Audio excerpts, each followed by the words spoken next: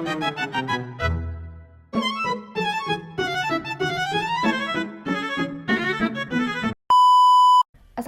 warahmatullahi wabarakatuh. Kami dari kelompok 1 ingin mempresentasikan hasil observasi dan wawancara terkait anggaran komprehensif UMKM. Untuk UMKM yang kami pilih yaitu ayam goreng pemuda yang terletak di Kota Malang. Sebelum itu, perkenalkan anggota kelompok kami yang pertama yaitu Saya Andreas B. Sugian dan rekan Saya Adin Marcella Nariswari. dan saya Ivalania Aini. Untuk yang pertama yaitu gambaran UMKM. Yang pertama jenis usahanya yaitu sebuah restoran atau rumah makan yang berfokus pada hidangan ayam goreng. Untuk lokasi utamanya yaitu berada di Kota Malang, berada di Jalan Semeru nomor 38A, Malang dekat dengan Stadion Gajayana. Untuk tahun berdirinya sejak tahun 1980. Kemudian untuk layanannya menyediakan layanan makanan di tempat dine-in dengan suasana yang terang, bersih dan luas serta melayani pemesanan untuk dibawa pulang atau take away dan pengiriman delivery di area Malang. Kemudian untuk waktu operasionalnya umumnya buka dari siang hingga malam hari. Jamnya sekitar jam 11 hingga jam 9 atau jam setengah 5 hingga jam setengah 10. Selanjutnya ada struktur organisasi. Ayam Goreng Pemuda dimiliki oleh Ibu Lili. Ayam Goreng Pemuda sendiri dikelola oleh Bu Fonis yang sebagai adik dari Ibu Lilinya. Terus di Ayam Goreng Pemuda dibagi menjadi beberapa bagian. Yang pertama ada bagian keuangan yang dipegang oleh Ibu Iis dan Bu Meji. Bagian pengolahan dipegang oleh Pak Paran. Bagian pengemasan dibagi oleh Bu Ririn. Bagian pelayanan dipegang oleh Pak Yanto. Dan bagian pengantaran dipegang oleh Pak Juan. Kemudian ada profil UMKM. Ayam Goreng Pemuda Malang adalah sebuah restoran ayam goreng yang dikenal karena menyajikan hidangan ayam goreng dengan resep khas dan bumbu rempah yang unik, menjadikannya salah satu kuliner legendaris di Malang. Meskipun banyak entitas dengan nama Ayam Goreng Pemuda di berbagai kota seperti Surabaya, Ayam Goreng Pemuda yang berlokasi di Malang memiliki identitasnya sendiri dan telah beroperasi setidaknya sejak tahun 1980. Salah satu hal yang sering ditekankan mengenai Ayam Goreng Pemuda, khususnya yang asli, adalah penggunaan rempah-rempah khusus yang menciptakan cita rasa ayam goreng yang unik dan berbeda dari ayam goreng pada umumnya. Reputasinya sebagai kuliner legendaris juga menunjukkan konsistensi dalam mempertahankan kualitas rasa selama bertahun-tahun. Meskipun terdapat berbagai warung ayam goreng pemuda di Indonesia, Ayam Goreng Pemuda Malang adalah entitas tersendiri dan tidak memiliki cabang di kota lain. Hal ini menunjukkan fokus pada mempertahankan kualitas di lokasi utama mereka di Kota Malang. Ayam Goreng Pemuda itu memiliki pegawai sebanyak 5 orang dengan bagian mengolah ayam sebanyak 3 orang, mengolah gurami 1 orang, dan membuat minuman 1 orang. Baik, selanjutnya menghitung seberapa banyak distribusi penjualan selama 4 triwulan terhadap penjualan makanan dan penjualan minuman. Nah, pada triwulan pertama untuk makanan itu volume penjualannya 6.000 unit, dan untuk dine-in perusahaan telah menetapkan penjualannya itu sebesar 71% dari volume penjualan, dan untuk take away sebesar 29% dari jumlah penjualan, dari volume penjualan. Nah, sehingga kita kalikan saja 6.000 dikalikan dengan 71% untuk dine-in maka menghasilkan 4.260, begitu juga dengan take away 6.000 dikalikan dengan 29% menghasilkan 1.740. Lalu kita kalikan dengan ayam goreng 65% dan ikan goreng 35% di masing-masing penjualan yang dine-in dan take away. Lalu distribusi penjualan untuk minuman juga demikian dengan peraturan dari perusahaan. Untuk dine-in minuman itu sebesar 75% dari volume penjualan dan take away itu sebesar 25% dari volume penjualan. Lalu tinggal kita kalikan dengan 49.400, maka menghasilkan dine-in setelah dikalikan 75%, 37.050, dan take away 12.250 ketika sudah dikalikan dengan 25%. Begitu dengan triwulan-triwulan berikutnya. Lalu ada penyusunan anggaran penjualan berdasarkan metode pelayanan restoran. Nah, di sini bisa kita lihat bahwa tadi kan kita sudah menghitung dine-in dan take away. Triwulan pertama 2.769 dikalikan dengan harga unit yang dijual di tempat tersebut, maka kita menghasilkan total penjualan 271.362.000. Lalu untuk take away itu jumlah penjualannya 1.131 dikalikan dengan harga unit 108.000, maka menghasilkan total penjualan 122.148. Lalu kita total penjualannya antara take away dan dine-in, maka menghasilkan total penjualan 393.510.000. Begitu sampai triwulan keempat. Lalu ikan goreng juga demikian sama dengan perhitungan ayam goreng, tea juga begitu, dan lemon tea juga begitu. Next. Selanjutnya ada anggaran produksi. Untuk ayam gorengnya itu ada dalam setahun itu penjualannya ada 17.095 dan produksinya sebanyak 16.695. Kemudian ada ikan goreng yang penjualannya dalam setahun itu 9.205 dan produksinya sebanyak 8.905. Selanjutnya ada es teh dengan penjualan sebanyak 158.880 dan produksinya sebanyak 158.380. Dan yang terakhir ada lemon tea dengan penjualan sebanyak 39.720 dan produksi sebanyak 38.920. Baik, selanjutnya kita akan membahas mengenai anggaran kebutuhan bahan mentah, ayam goreng, dan ikan goreng. Jadi pada triwulan pertama perusahaan telah membuat jumlah produksi sebesar 3.100 unit dengan SUR 1 kilogram ayam untuk 1 unit ayam goreng. Jadi perlu kita garis bawahi, SUR di sini adalah peraturan perusahaan yang telah menetapkan jumlah bahan baku yang dibutuhkan untuk membuat 1 unit produk. Jadi di sini untuk membuat 1 unit produk membutuhkan ayam goreng itu membutuhkan 1 kilogram daging ayam, lalu 1 kilogram bumbu goreng dan 1 liter minyak goreng. Sehingga tinggal kita kalikan dengan SUR tadi, SUR per bahan baku tinggal kita kalikan dengan jumlah produksi, maka menghasilkan total angka daging ayam 3.100 kg, bumbu goreng 3.100 kg, minyak goreng 3.100 liter. Lalu kita kalikan juga dengan ikan goreng juga demikian. Lalu next. Nah, untuk minuman juga demikian. Tapi perlu kita lihat bahwa jumlah SUR itu dilambangkan dengan apa? Kilogram, pieces, atau liter. Seperti itu teman-teman. Tinggal dikalikan saja produksi, dikalikan dengan SUR per bahan baku. Next. Selanjutnya ada anggaran pembelian bahan mentah. Yang pertama untuk ayam gorengnya ada daging ayam. Daging ayam itu harga per unitnya adalah 40, sehingga di triwulan 1 adalah 124 juta, triwulan 2 174 juta 400, triwulan 3 184 juta 800, dan triwulan 4 192 juta 600. Yang kedua ada bumbu goreng dengan harga per unitnya 8.000. Untuk triwulan 1 adalah 16 juta, triwulan 2 34 juta 120.000, triwulan 3 36 juta 920, triwulan 4 38 juta 920. Kemudian ada minyak goreng. Harga per unitnya ada 15.000. Jadi triwulan pertama itu 21 juta, triwulan 2 64 juta 200, triwulan 3 68 juta 400, dan triwulan 4 72 juta 525.000. Kemudian ada ikan goreng. Untuk ikan mentahnya itu harga per unitnya 37.000. Jadi untuk triwulan 1 24 juta 50.000, triwulan 2 44 juta 30.000, triwulan 3 46 juta 620.000, dan triwulan 4 51 juta 911.000. Terus ada minyak goreng dengan harga per unitnya 15.000.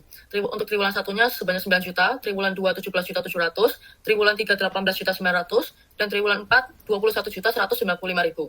Kemudian kita masuk ke minuman, yaitu yang pertama es teh. Ada teh celup dengan harga per unitnya 1.000.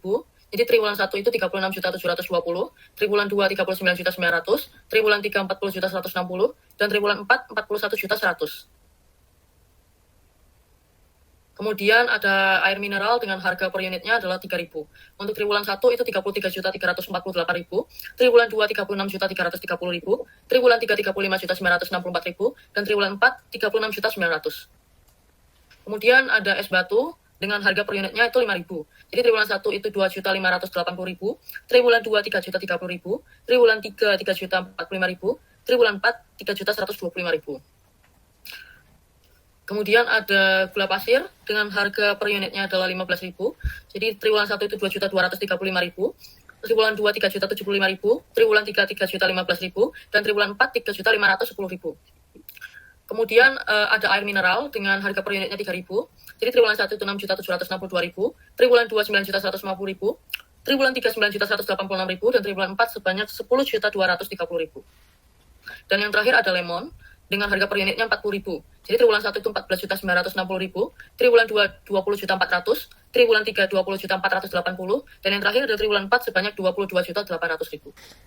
Selanjutnya, anggaran biaya bahan mentah tahun 2025 di Ayam Goreng Pemuda. Untuk menu ayam goreng, bahan mentahnya ada daging ayam, bumbu goreng, dan minyak goreng. Pada triwulan 1, jumlah kebutuhan didapatkan dari anggaran kebutuhan bahan mentah produksi dalam unit sebanyak 3.100, dan untuk harganya didapat dari anggaran pembelian bahan mentah harga per unitnya yaitu 40.000. Nah, untuk menentukan biayanya diperoleh dari jumlah kebutuhan dikali harga. Jadi 3.100 dikali 40.000 sama dengan 124 juta. Untuk perhitungan ini sama untuk perhitungan per triwulan lainnya. Jadi dapat ditotal biaya keseluruhan dari bahan mentah daging ayam, bumbu goreng, minyak goreng yaitu sebesar 1.051.785.000 rupiah.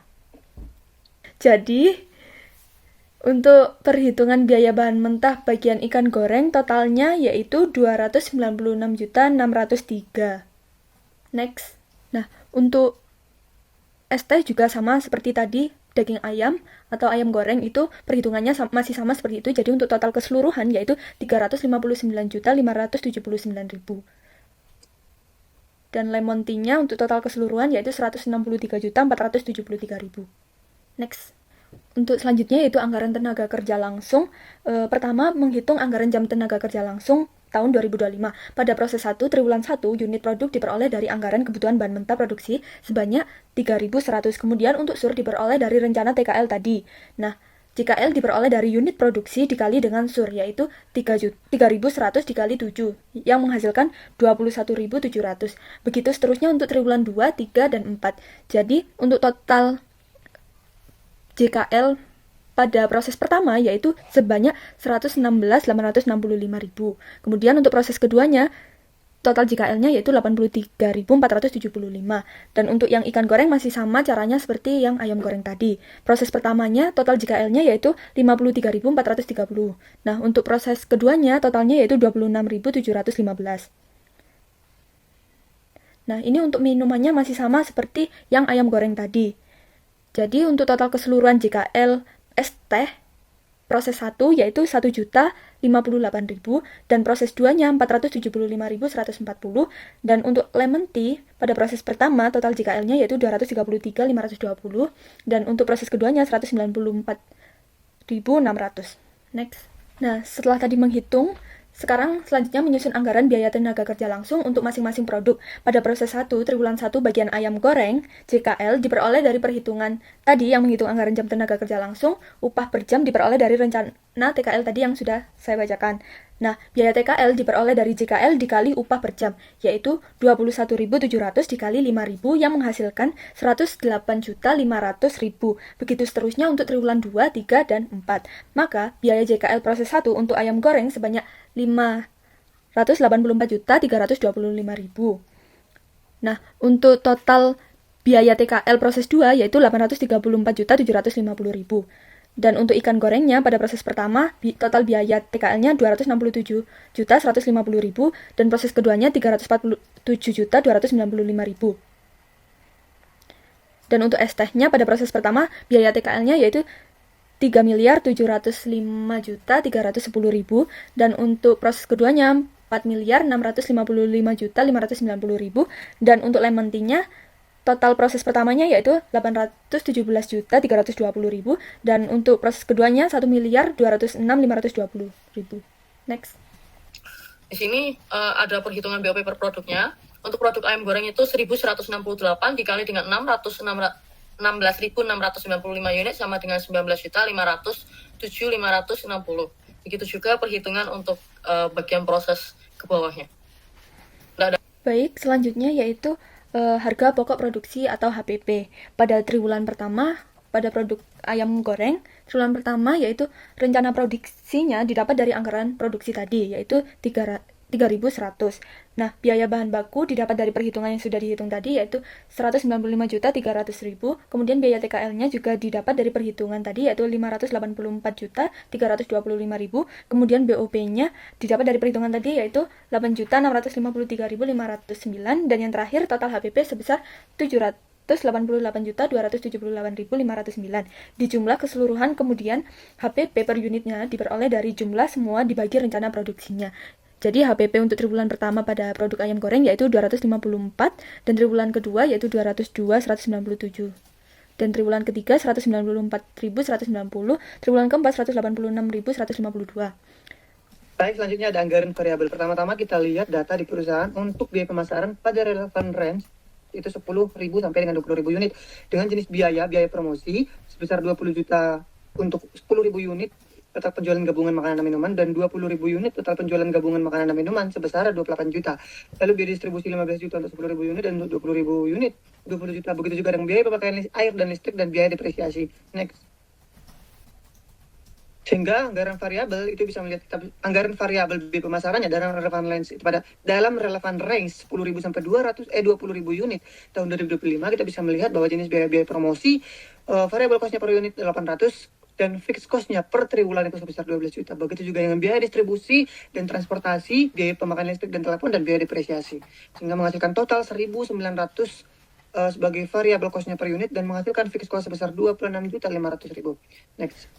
Baik, selanjutnya yaitu untuk proyeksi laba rugi. Yang pertama, perhitungan angsuran dan bunga pinjaman. Pembelian alat produksi pada Desember 2024 sebesar 50 juta. Diangsur sebanyak 4 kali dengan bunga 10% dari sisa pinjaman. Nah, pada Desember 2024 pinjamannya sebesar 50 juta. Kemudian pada triwulan pertama sudah diangsur sebesar 12.500.000. Nah, jadi sisa dari 50 juta dikurangi 12.500.000, sisa pinjamannya sebesar 37.500.000. Nah, tapi kita memiliki kewajiban untuk membayar bunga sebesar 5 juta. Jadi 5 juta ini didapat dari 50 juta dikali 10%, menghasilkan 5 juta. Kemudian untuk triwulan kedua mengangsur 12.500.000, kemudian untuk bunganya dihasilkan dari sisa pinjaman triwulan pertama dikali dengan 10%, yaitu bunga pada triwulan kedua yaitu 3.750.000, dan untuk triwulan selanjutnya. Next. Baik, selanjutnya yaitu menyusun proyeksi laporan laba rugi. Untuk volume penjualan triwulan pertama sebesar 55.400, triwulan kedua 5.500. Bentar. Selanjutnya yaitu menyusun proyeksi laba rugi.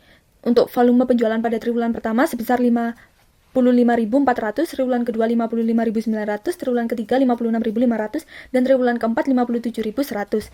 Nah, selanjutnya untuk mengetahui laba kotornya dihasilkan dari penerimaan penjualan dikurangi harga pokok penjualan. Maka laba kotornya sebesar 2.777.782.720.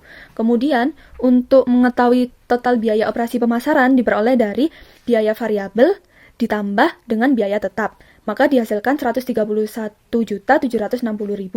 Dan untuk laba operasinya diperoleh dari laba kotor dikurangi total biaya operasi pemasaran. Maka diperoleh sebesar 2.646.022.720. Kemudian untuk bunganya 10% dari sisa pinjaman tadi, yaitu 5 juta pada triwulan pertama. Kemudian untuk laba bersihnya diperoleh dari laba sebelum pajak dikurangi dengan pajak progresifnya, maka dihasilkan sebesar 1.848.715.904. Begitu juga dengan triwulan 2, 3, dan seterusnya. Next. Selanjutnya ada schedule pengumpulan piutang. Di sini ada total penjualan pada triwulan 1 itu sebesar 553.811.600. Kemudian di bawahnya ada penjualan tunai sebesar 30% dan plot penjualan 2%. Jadi penjualan netonya itu sebesar 162.820.610. Kemudian ada penjualan kredit sebesar 70% dan bad debt-nya 1%, dan piutang netonya sebesar 383.791.439. Sama dengan triwulan 2, di sini bisa dilihat ada piutang neto, piutang yang mendapatkan hak diskon sebesar 60%, diskon sebesar 2%, kemudian ada piutang neto setelah dikurangi dengan diskon tadi, terus piutang tidak mendapatkan hak itu 40%, dan piutang tidak mendapat diskon dilunasi dengan pelunasan 70% dan pelunasan 30%. Jadi untuk triwulan 1, itu total pengumpulannya 495.951.579. Baik, selanjutnya ada anggaran penerimaan kas. Anggaran penerimaan kas kita dapat dari penjualan tunai neto ditambah dengan piutang. Maka pada triwulan pertama itu kita memperoleh 658.772.189, di mana penjualan tunai neto didapatkan dari pengumpulan piutang tadi, dan piutang juga didapatkan dari total pengumpulan piutang yang telah dijelaskan pada slide sebelumnya. Next. Selanjutnya yaitu kita menghitung anggaran pengeluaran kas pada tahun 2025. Yang pertama yaitu pembelian bahan baku pada triwulan pertama sebesar 34.275.000, upah TKL-nya sebesar 1.594.240.000, kemudian BOP-nya 115.483.300, biaya pemasarannya 131.760.000, pajak pendapatannya 792.306.816,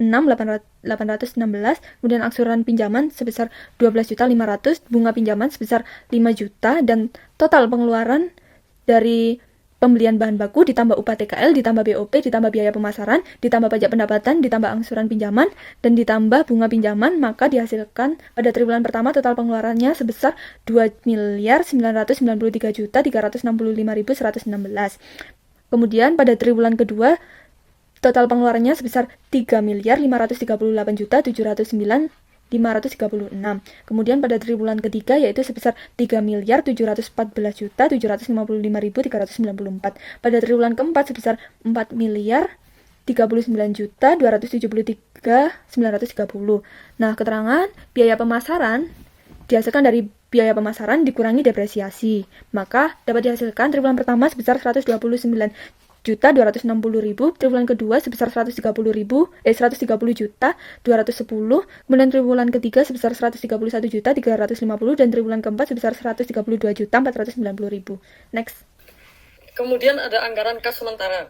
Di sini pada triwulan 1 itu ada saldo awalnya sebesar 50 juta, kemudian ada tambahan dari total penerimaan piutang tadi sebesar 495.951.579 rupiah. Jadinya ada kas tersedia sebanyak 541.951.579 dengan total pengeluarannya itu sebesar 7.558.400.300 rupiah, dan saldo akhirnya itu sebesar 7.012.448.721. Begitupun juga perhitungan sampai dengan triwulan 4. Dengan triwulan 2-nya itu saldo awalnya 7.248.744.721 dan saldo akhirnya sebanyak 14.082.912.164. Triwulan 3 dengan saldo awal kas 14.082.912.164 dan saldo akhirnya 21.153.277.287 rupiah. Dan di triwulan 4 itu saldo awal kasnya 21.153.277.287 dan saldo akhirnya sebanyak 28.231.430.050 rupiah. Baik, selanjutnya untuk yang terakhir yaitu saran dan penutup. Untuk menjaga kesehatan finansial dan pertumbuhan ayam goreng pemuda, perlu fokus pada yang pertama, pemasaran bertarget. Alokasikan anggaran pemasaran pada saluran yang paling efektif di Malang seperti promosi lokal dan media sosial. Kemudian yang kedua, kualitas dan inovasi. Tetap prioritaskan kualitas ayam goreng dan sisihkan dana kecil untuk pengembangan menu baru. Dan yang ketiga, evaluasi rutin, yaitu untuk tinjau anggaran secara berkala untuk penyelesaian cepat dan identifikasi penyimpangan. Kemudian penutupnya, dengan manajemen anggarannya disiplin dan fokus pada kualitas serta efisiensi, ayam goreng pemuda dapat terus berprofitabel dan berkembang di Malang. Pengelolaan biaya yang cermat adalah kunci untuk mempertahankan posisi sebagai restoran favorit dan membuka peluang ekspansi di masa depan. Next. Kemudian ini disusun oleh kelompok 1 dan observasi dilakukan pada hari Sabtu tanggal 17 Mei 2025. Jenis kegiatannya observasi dan wawancara kepada salah satu pegawai yang bekerja di ayam goreng pemuda tersebut. Next. Ini adalah dokumentasinya. Yang pertama sebelah kiri pada saat wawancara dan observasi di tempat usahanya, kemudian yang sebelah kanan pada saat di depan tempat usahanya.